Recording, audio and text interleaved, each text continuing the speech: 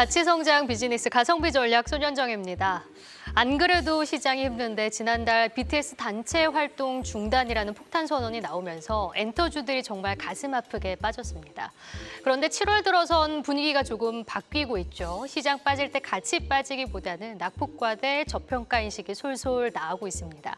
이제 호재들을 안심하면서 기다려도 되는 걸까요? 오늘 엔터주들 짚어보겠습니다. 사실 하이브만 보면요. 그동안에 빠진 거에 비해서 오른 거라 말할 수는 없죠. 올해 들어서만 하이브가 75%의 급락률을 보였습니다. 다 아시다시피 6월 14일 이날 바로 폭탄 선언이 나왔기 때문이죠. YG 엔터테인먼트도 하이브와 협력 관계가 긴밀하게 있기 때문에 함께 영향을 받았습니다. 상대적으로 SM과 JYP 엔터는 시장에 비해서도 선방하는 모습을 보였습니다. 그런데 부진했던 엔터주가 7월 들어서 일제히 상승세를 보이는 이유, 바로 핫한 아티스트들의 복귀 덕분인데요. 그리고 콘서트 기대도 있습니다.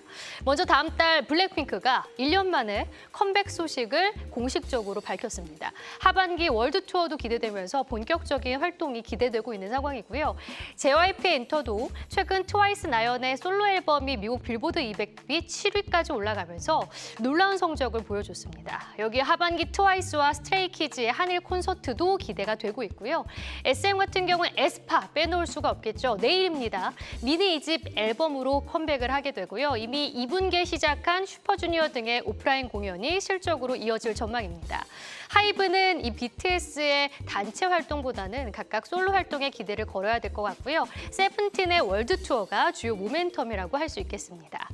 여기에 증권가에서는 엔터주가 가격 전가 매력이 있다라고 평가를 합니다. 올해 2분기 실적이 기대되는 이유, 바로 해외 공연에서 찾을 수가 있는데요. 수익 단계를 보면요. 음원부터 시작해서 유튜브 판권, 그리고 앨범, 그리고 굿즈 구입까지 가게 됩니다. 여기서 팬덤의 언박싱 수요가 반영된다고 하고요. 최종 수익 단계는 고가인 콘서트 티켓 판매 30에서 40%가 이익으로 직결되기 때문에 주가에 큰 영향을 미친다고 합니다. 다시 말해서 인플레이션 시대 가격 전가, 엔터주에서도 기대해 볼 수 있는 건데요. 사실 엔터주는 대표적인 성장 섹터로 코로나 시대의 수혜주였기 때문에 요즘 같은 하락장 속에 시선이 마냥 긍정적일 수는 없습니다. 하지만 상반기에 비해서 하반기 기대되는 모멘텀이 확실하게 나타나는 만큼 점검할 필요는 있어 보이는데요. 오늘 안진아 연구위원 모시고 자세한 이야기 들어보겠습니다. 지금 바로 함께 하시죠.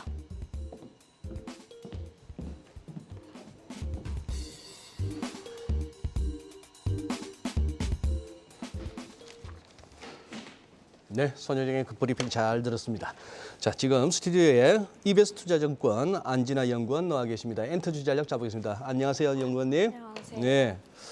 자, 엔터 쪽도 장 빠질 때는 방법이 없었습니다. 그래도 상대적으로 좀 선방했다 싶은 생각은 드는데 특히 7월 들어서 이렇게 오히려 더 빨리 이렇게 반등 시도를 하는 종목들도 좀 보입니다. 지금 최근 엔터주 흐름 한번 정리해 주시면요. 네, 그래서 지난 6월에 엔터주 낙폭이 가장 컸었고요. 그래서 지난 6월 10일에 이제 BTS 컴백과 더불어서 3일 후에 이제 6월 13일에 BTS 네. 그룹 활동을 잠정적으로 중단하고 이제 개별 활동을 이어나간다라는 소식에 사실상 한 50%까지 좀 낙폭이 좀 지속이 되는 모습이었고요. 그래서 연초 대비 고점 대비하면은 사실상 한 70% 넘게 떨어진 상황이었었는데요. 지속해서 말씀드리듯이 이제 엔터 같은 경우는 좋으면 같이 사이클을 타고 다 같이 좋아지고 한 센티가 좀 꺾이면 다 같이 좀 영향을 받는 부분들이 있었습니다. 그래서 BTS 같은 경우는 아무래도 좀 그런 10년 동안 쉼 없이 이제 그룹 활동을 계속해서 이어왔기 때문에 좀 개별 활동에 대한 이런 잠재적인 리스크, 그리고 실적 측면에서 하반기 이제 콘서트나 월드 투어에 대한 기대감, 이런 것들의 감익 조정이 조금씩 조정이 일어나다 보니까 이거 대비 좀 주가 조정이 좀 과도하게 일어났다라는 판단이고요. 이미 상장 시초가에 거의 근접한 수준으로 이제 주가는 하락을 했고, 그러니까. 예. 모든 좀 성장주 리스크라든지 이런 매크로 센티 약화라든지 이런 이런 그룹 내 이런 활동 리스크라든지 이런 것들을 모두 다 반영한 주가가 지금이 아닐까라고 저는 보고 있습니다. 그래서 올라갈 일만 남았다라고 이제 한마디로 정리해서 말씀을 드릴 수가 있을 것 같고요. 연초부터 이제 지속해서 말씀드렸듯이 엔터 본업 같은 경우는 실적 측면에서 봤을 때 1분기 저점 그리고 2분기 반등, 3, 4분기 갈수록 이제 확대될 것으로 보고 있습니다. 그래서 앞서 말씀드렸듯이 이제 하반기에 리오프닝이 좀 가시화가 되면서 이제 국내 서울 콘서트를 시작으로 미국과 일본을 중심으로 한 월드 투어가 이제 시작이 됩니다. 그래서 그동안에 좀 주력 아티스트들 같은 경우는 BTS도 그렇고 JYP의 트와이스도 그렇고 연차가 좀 됐고 네. 어느 정도 이제 글로벌 팬덤을 확보한 그룹 활동의 경우에는 이제 솔로나 이제 유닛 활동이 좀 가시화될 것으로 보이고요. 트와이스 나연 그리고 BTS의 이제 전국을 시작으로 이제 웬만한 좀 팬덤을 가진 그룹은 이제 솔로나 유닛 활동이 기대가 되고 지금 한창 막 글로벌 팬덤을 넓혀가는 이제 그룹 활동의 본격적인 활동이 시작될 것으로 보입니다. 네. 그러니까 지금 단기 악재보다는 좀 실적에 주목할 필요가 있다. 이런 시각들이 나오는 것 같은데 엔터 4사의 2분기 실적 긍정적인 전망이 많습니다. 좀 네. 기대해봐도 좋을까요? 네, 그래서 앞서 말씀드렸듯이 사실상 4분기, 1분기까지는 주력 아티스트의 활동이 사실상 좀 부재를 했습니다. 그래서 2분기에 6월 달에 BTS 컴백, 그리고 이제 트와이스의 솔로, 그리고 각 사의 주력 아티스트들이 모두 다 컴백을 합니다. 그래서 7월 15일에 BTS 정국, 그리고 7월 22일 일주일 뒤에는 또 하이브의 빅히트 레이블 소속의 신인 걸그룹이 또 예정이 되어 있고요. 이 밖에도 TST나 뭐 세븐틴이나 뭐 여러 그룹들이 모두 다 총출동을 하는 게 6월, 7월이고 이 새로운 앨범 출시와 함께 더불어서 이 앨범을 가지고 이제 월드 투어를 돌게 되거든요. 그렇게 되면 아티스트 직접 매출 플러스 이제 간접 매출인 뭐 콘서트에 수반하는 MD 굿즈나 이런 컨텐츠향 매출까지도 이제 동반 확대되는 시점이 시작되는 게 2분기 그리고 이게 숫자로 이제 보이는 게 3, 4분기 갈수록 좀 확대될 것이다라고 봐주시면 될 것 같습니다.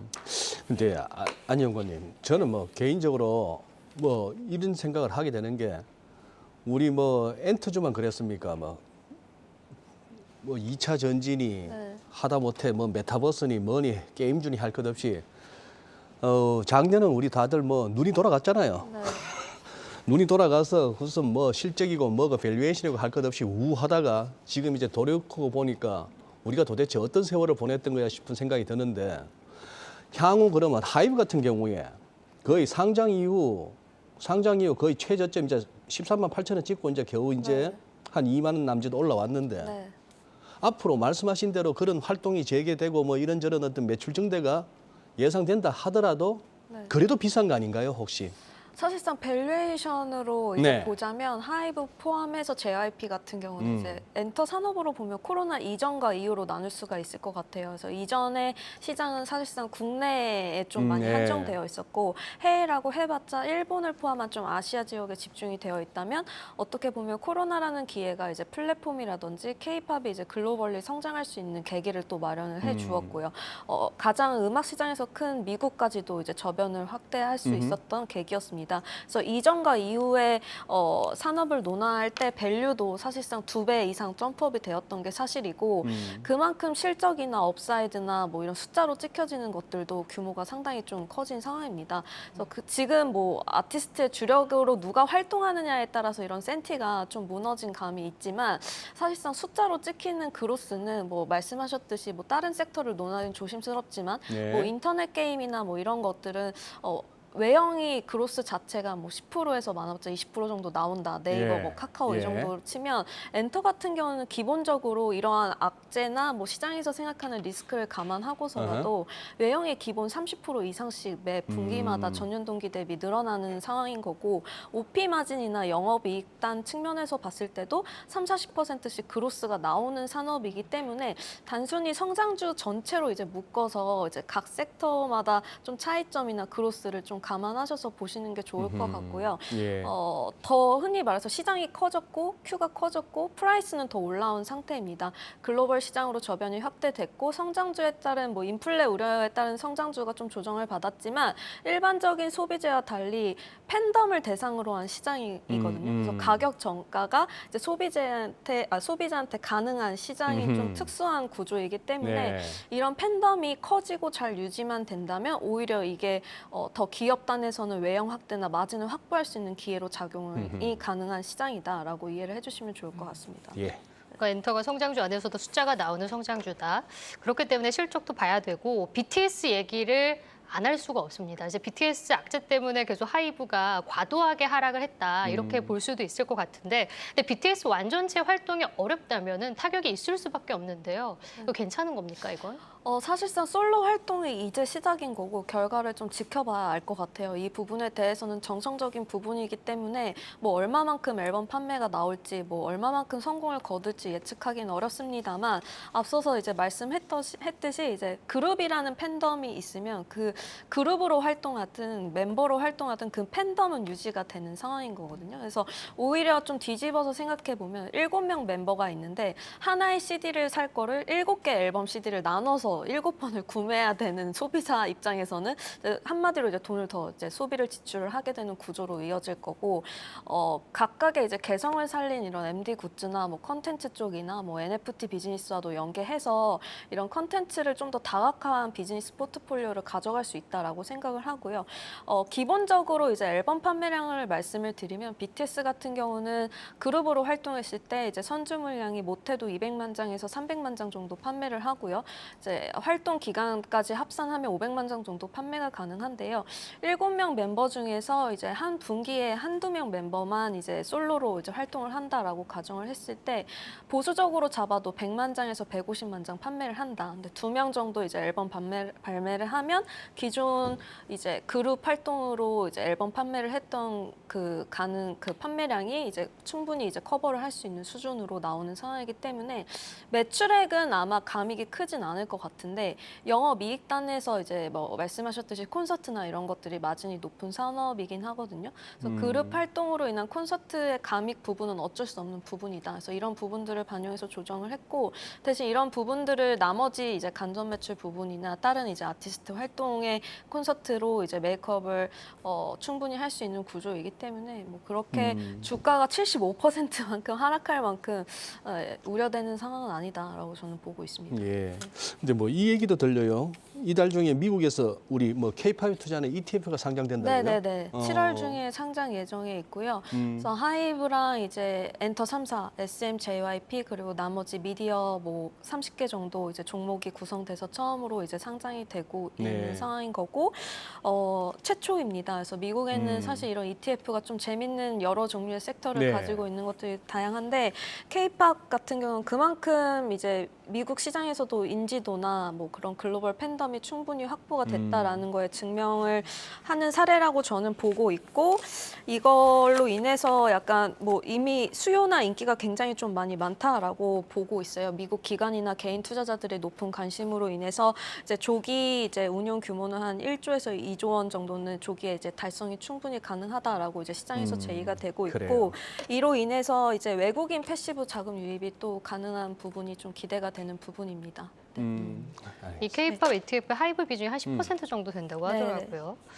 그리고 이제 엔터사들이 힘을 실은 사업의 다각화, 바로 NFT와 메타버스도 저희가 잠깐 짚어야 될 것 같은데 사실 같이 오르지 않았습니까? 작년에 네, 굉장히 그래요. 강했지만 올해 들어서 계속 빠지고 있는 테마인데 이쪽은 좀 어떻게 평가를 하고 계신가요? 일단 엔터사들도 그렇고 미디어 콘텐츠 제작사 그리고 광고사들까지도 향후에 이제 중장기적인 먹거리나 이런 성장 전략으로는 이쪽 메타버스 플랫폼이나 NFT 콘텐츠를 빼놓고는 논할 수 없는 상황인 것 같고요. 이제 JYP 같은 경우도 그렇고 하이브, 뭐 YG도 마찬가지로 이제 유튜브 중심의 디지털 플랫폼을 지속적으로 이제 콘텐츠 매출을 가져가는 가운데 이제 기술적인 부분들 있죠. 이제 테크나 이런 플랫폼들이 필요한 이제 두나무라든지 뭐 디어유 같은 자회사, SM의 자회사였죠. 그래서 이러한 것들 그리고 이제 상장 예정인 4x4 뭐 이런 관련된 엔터 컨텐츠 플랫폼주들과 전략적인 이제 지분 형태를 뭐 가지고 투자를 하는 경우로 맺고 있고요. 3분기부터 하이브는 이제 NFT 비즈니스가 가시화될 것으로 보고 있습니다. 그래서 업황 세트는 약화되었지만 이런 관계 손익 증가로 인해서 이제 엔터 본업에 이제 연결이 되면 이제 재무적으로는 EPS 확대로 이어지기 때문에 이런 좀 밸류가 많이 낮아진 상황에서는 역시 좀 긍정적이다라고 저는 보고 있습니다. 네. 그래요. 알겠습니다. 네, 오늘은 이베스트 투자증권 안진아 연구원과 함께 엔터주 투자 전략 살펴보았습니다. 고맙습니다. 감사합니다.